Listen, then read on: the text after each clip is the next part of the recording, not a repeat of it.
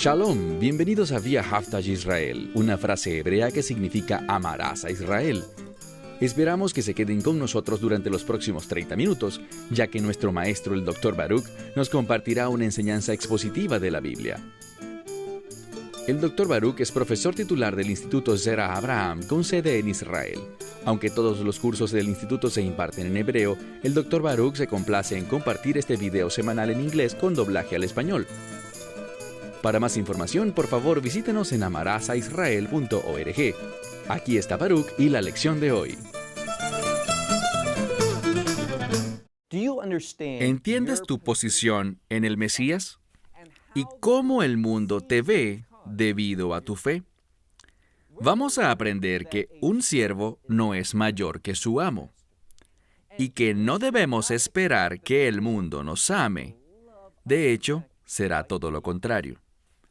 Cuando caminamos en obediencia, cuando hacemos las cosas de Dios, cuando producimos buen fruto ante los ojos de Dios, el mundo nos odiará. Y eso es exactamente lo que el Mesías está enseñando mientras culmina con este capítulo 15. Y aquí está el punto crítico para nosotros. Necesitamos entender que mientras crecemos y maduramos y nos hacemos más como Él, habrá una separación entre nosotros y el mundo. ¿Por qué tal separación? Porque nos estamos haciendo más y más como el reino de Dios, y el mundo odia al reino. Aquellos que pertenecen al mundo, aquellos que rechazarán el Evangelio, ellos odian la verdad del reino. Y es esta verdad del reino la que hemos sido llamados a proclamar. Tomen sus Biblias y vean conmigo el Evangelio de Juan, capítulo 15.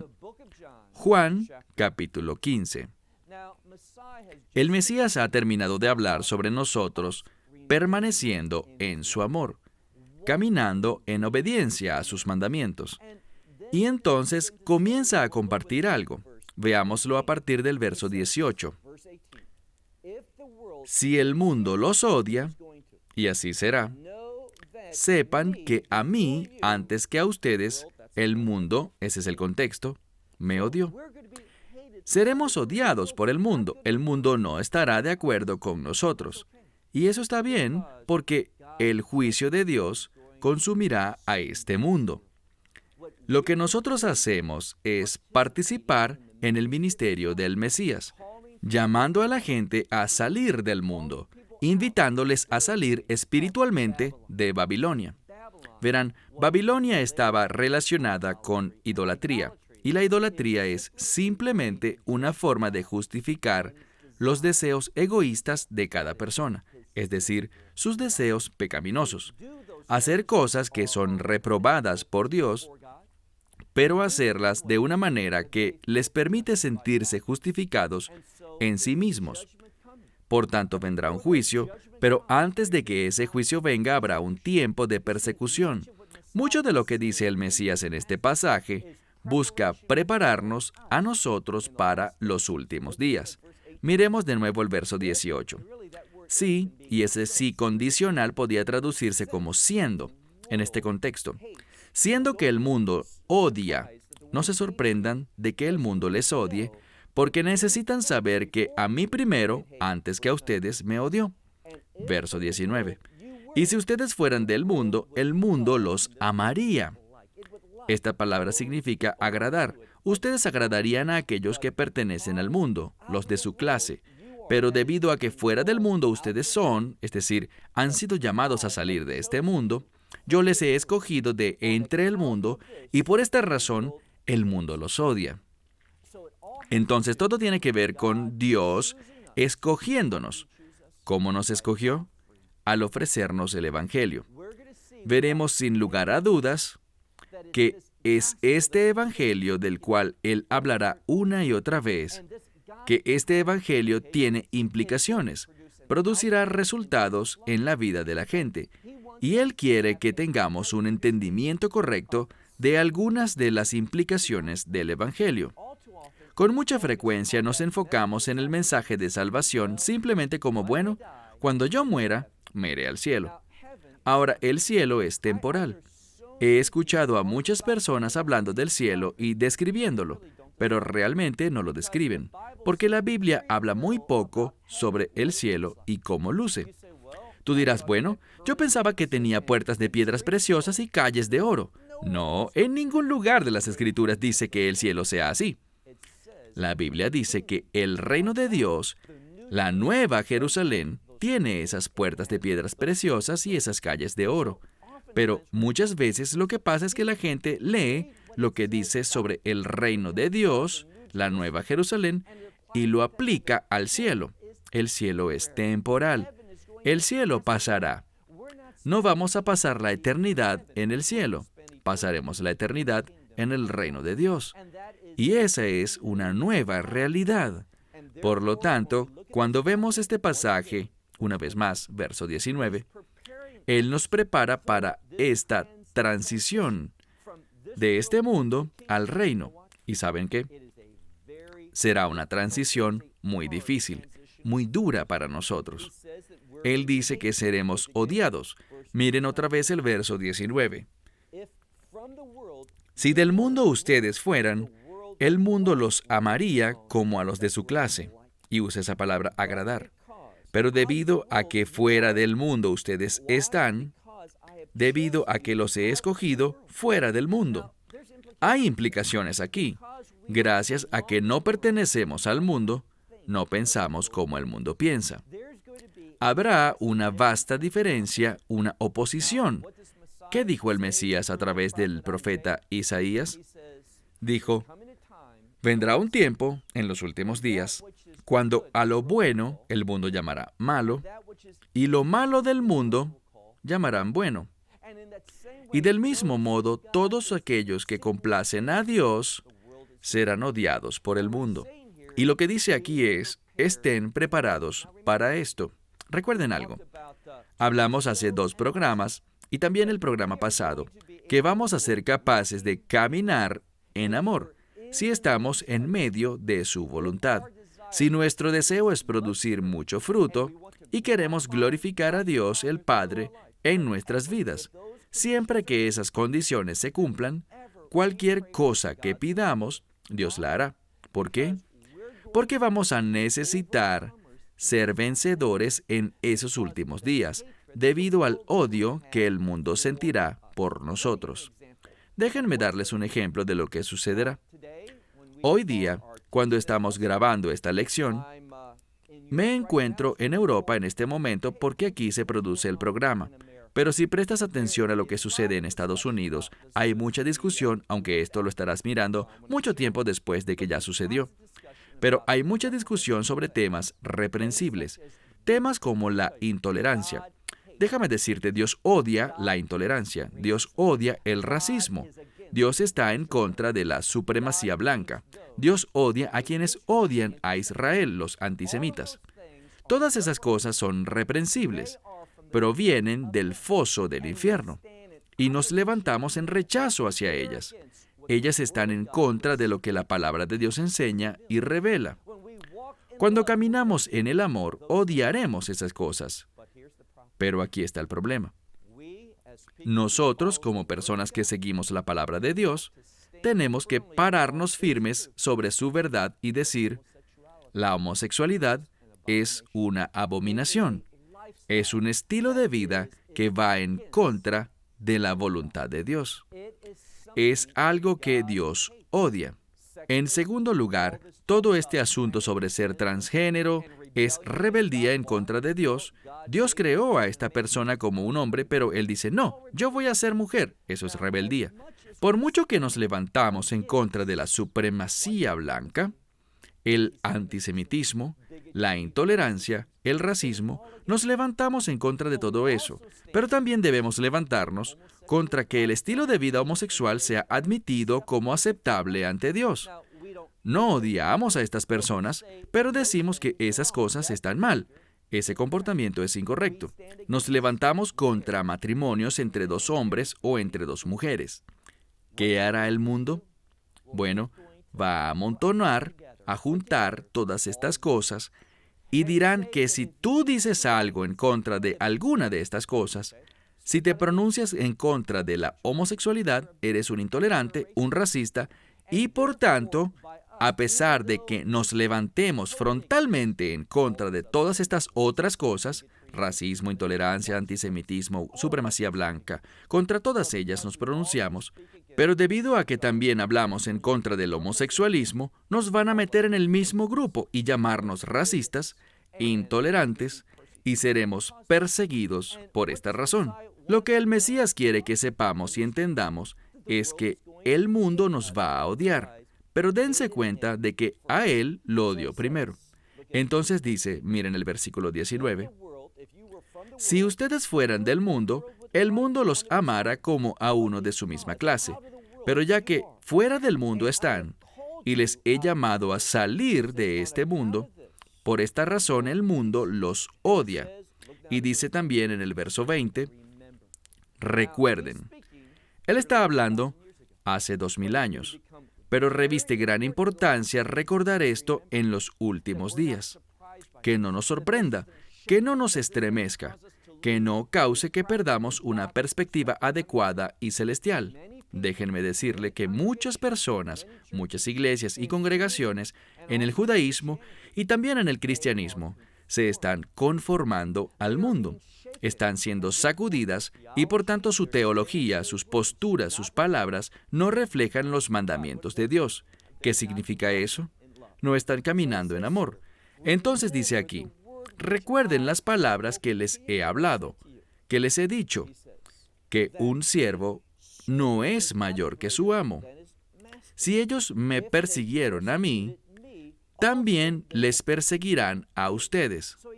Así que dice, prepárense, ustedes serán perseguidos. Bien, hay un problema. La gente quiere tomar esto y solo aplicarlo al año 70 después de Cristo, a la época posterior a la ascensión del Mesías, la persecución que vino sobre la iglesia y la destrucción de Jerusalén en el año 70 y los años posteriores. Pero cuando leemos este pasaje, vemos indicadores espirituales de que eso mismo que ocurrió hace casi 70 años se repetirá. Es decir, del mismo modo como Tito vino a destruir Jerusalén, en los últimos días habrá otro ejército, un ejército internacional que llegará también a destruir Jerusalén. Y del mismo modo que los creyentes fueron perseguidos hace 2000 años, en los últimos días atravesaremos un gran tiempo de persecución. No estaremos bajo la ira de Dios, pero sufriremos por nuestra fe. De hecho, a través de todas estas épocas desde el Mesías hasta hoy, los creyentes han sufrido por su fe. Lo que queda claro es esto. El peor tiempo para los creyentes ocurrirá en los últimos días. Y para eso el Mesías busca prepararnos. Entonces dice, miren el verso 20, recuerden la palabra que les he hablado a ustedes, que un siervo no es mayor que su amo. Si me persiguieron a mí, a ustedes también los perseguirán. Y si mis palabras ellos guardan, también guardarán sus palabras. Entonces habla aquí de nuevo sobre una dicotomía. Si la gente obedece al Mesías, también nos obedecerá a nosotros, si hablamos la misma verdad. Intenta decir que nosotros somos su cuerpo, en ese tiempo, sobre la tierra, que nosotros llevamos a cabo su ministerio. Y si vamos a llevar a cabo su ministerio, y para eso hemos sido llamados, también experimentaremos lo mismo que Él experimentó, es decir, el rechazo. Ven, todo esto que vemos aquí forma parte de la separación de las ovejas de las cabras. Aquellos que serán perseguidos, a quienes el mundo odiará, contra quienes el mundo se levantará, esas son las ovejas, siguiendo los pasos del Mesías, que fue la oveja que fue llevada al matadero. Y aquellos que agradan al mundo, a quienes el mundo abrazará y exaltará, esas son las cabras. Entonces, esta separación de ovejas y cabras se produce por la persecución. Miren ahora el verso 21, dice, pero estas cosas ellos hacen por causa de mi nombre. Entonces, ¿por qué somos perseguidos? ¿Por qué sufrimos? Aquí de nuevo, es todo por causa de ese nombre, Yeshua, o Jesús, o Jesus. No hay diferencia. ¿Qué idioma hablas? Si lo dices en hebreo, como lo digo yo, Yeshua, o si lo dices en español, Jesús, no hay diferencia. Ese nombre en cualquier idioma es odiado por el mundo. Y ante cualquier cosa que sea hecha en su nombre, o sea, en su carácter, el mundo se opondrá. Entonces dice, pero estas cosas, todas ellas, ellos les hacen a ustedes por causa de mi nombre, porque ellos no conocen al que me envió. Ahora entraremos a un pasaje muy interesante, que continúa hasta el siguiente capítulo. Y se trata de la inhabilidad de alguien de conocer a Dios y rechazar al mismo tiempo al Mesías. Si alguien conoce a Dios, recibirá al Mesías. Y cuando alguien rechaza al Mesías, rechaza a Dios. Eso es lo que dice, solo hay una manera. Entonces mira el verso 22, él dice, si yo no hubiera venido y no les hubiera hablado estas cosas, no tendrían pecado. ¿De qué habla cuando dice esas cosas? Él habla del Evangelio.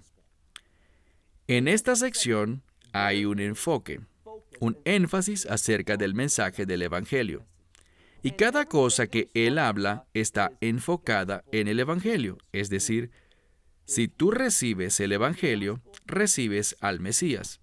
Y si recibes al Mesías, recibes a Dios. Si rechazas el Evangelio, rechazas al Mesías y rechazas a Dios.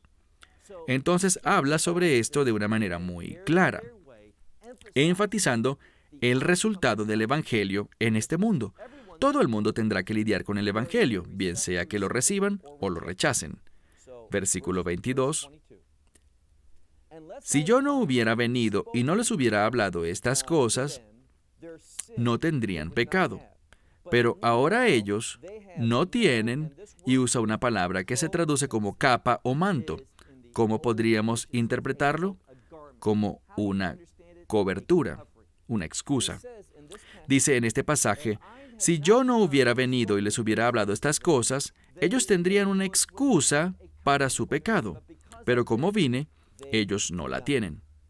Verso 23. Aquel que me odia, también a mi Padre odia. Una vez más, está haciendo esta conexión entre rechazarlo a Él, que realmente se produce porque rechazamos al Padre. Si alguien entiende la palabra de Dios, verán, la palabra de Dios describe al Mesías. Eso es primordialmente lo que encontramos en los profetas. Ellos nos hablan del carácter que Dios quiere y que ese carácter que Dios quiere empezamos a recibirlo al aplicar su verdad a nuestra vida. Nos ayuda y causa que reconozcamos al Mesías. Te daré una ilustración real de algo. Tengo un amigo que conocí hace muchos años, y este hombre se hizo amigo de un hombre ciego. Él tenía unos 45 años cuando conoció al hombre ciego y se hicieron muy buenos amigos. Ahora, el hijo de este hombre vivía en otro país. Pero este hombre y el ciego se reunían y conversaban y se hicieron tan amigos que llegaron a conocerse muy bien el uno al otro. Lo que sucedió es que el hijo de este hombre lo vino a visitar y su padre estaba en otra parte, por lo que acordaron verse en un restaurante. Era un restaurante sencillo pero muy visitado a la hora del almuerzo en una gran ciudad, y solo había un espacio para sentarse en una mesa que estaba parcialmente ocupada por este hombre ciego. El hijo no lo conocía, el padre nunca le había dicho a su hijo sobre que tenía un amigo ciego. Entonces él se sentó allí y empezó a hablar con este sujeto. Y cuando este hombre oía al joven hablar, es decir, cuando el ciego escuchaba hablar al hijo de su amigo sin saber quién era, él le dijo, ¿es tu padre fulano de tal? Y el jovencito quedó sorprendido por eso. Aquí está la clave. Fue gracias a que este hombre ciego conocía a su amigo muy bien que fue capaz de identificar al hijo de este hombre. Y es lo que la Escritura nos dice en este pasaje. Si tú realmente conoces la palabra de Dios, si en verdad conoces las enseñanzas de la Escritura con respecto a Dios, su naturaleza, su carácter, sus planes y propósitos, lo que ha prometido hacer, Si tú entiendes eso, ¿sabes qué? No tendrás problemas en reconocer al Hijo de Dios. Eso es lo que el Mesías busca revelarnos. Entonces dice en el verso 23, aquellos que me odian, también odian a mi Padre. Dice, si las obras que han sido hechas ante ellos, y lo dice de manera negativa, un doble negativo, debemos traducirlo de manera directa. Él dice, las obras que han sido hechas delante de ellos, nadie ha hecho obras parecidas. Si fuera el caso que nadie hubiese hecho obras similares ante ellos, entonces no tendrían pecado. Sus obras testifican de su verdad. Su verdad es quien Él es, que Él es el Mesías, que vino a salvar al perdido. No vino a condenar, sino a dar vida.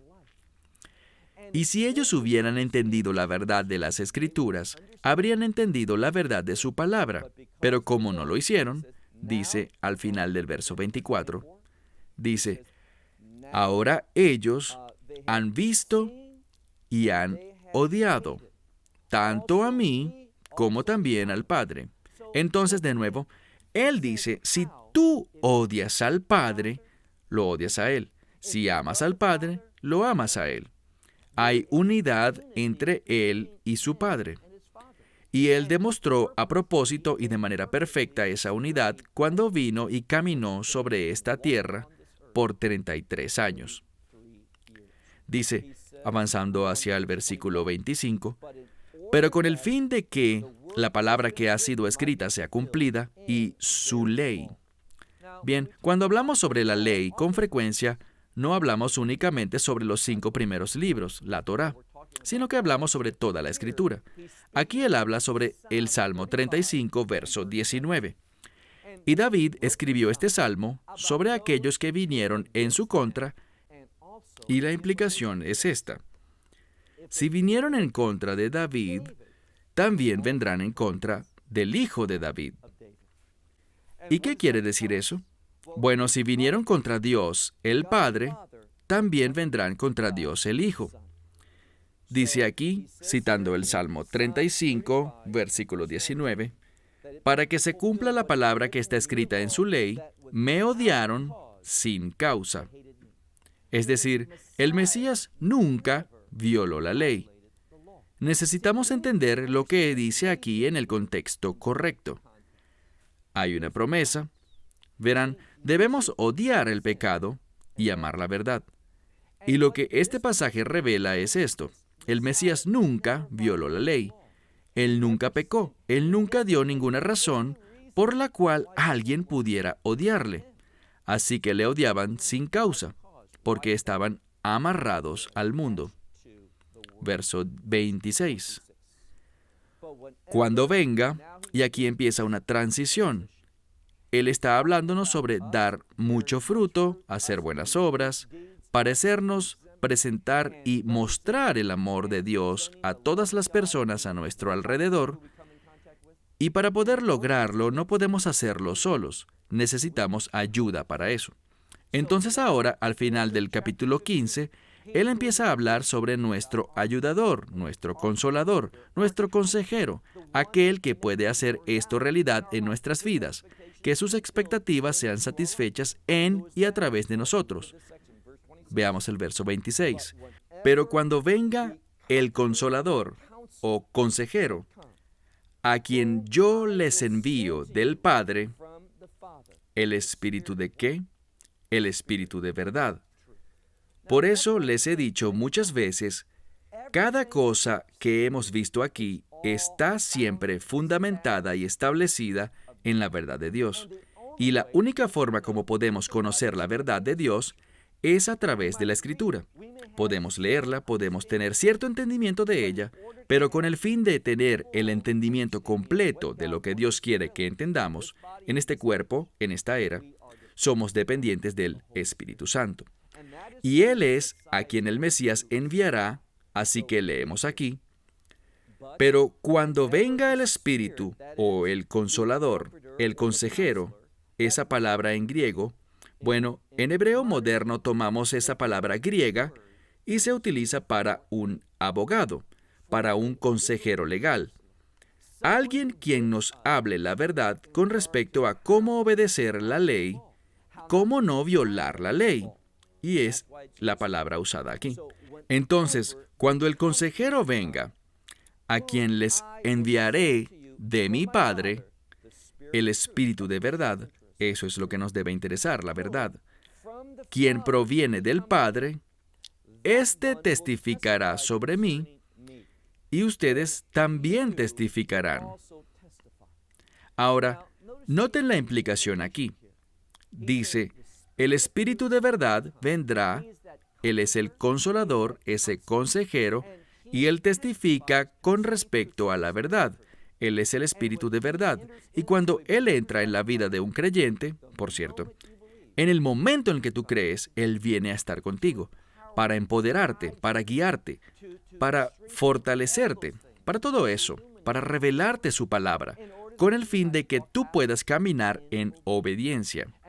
Y entiende esta conexión entre obediencia y amor. Es un resultado del amor de Dios que he experimentado por su gracia, por creer en el Evangelio, que ahora tengo el poder de obedecer, de no violar la ley de Dios. Entonces leemos aquí, aquel testificará sobre mí, y si Él está en nosotros, ustedes también están testificando que desde el principio yo he estado con ustedes, o ustedes han estado conmigo. Bien, así es como concluye este capítulo. Termina con nuestro deber de testificar. Es la voluntad de Dios, que nosotros estamos con Él, y dice que estos discípulos han estado con Él desde el principio. ¿Por qué es importante? Porque ellos son testigos oculares. Ellos pueden testificar sobre todo lo que el Mesías dijo, todo lo que Él hizo, para demostrar que Él nunca violó la ley, que caminó en obediencia, manifestó el amor verdadero, el amor de Dios.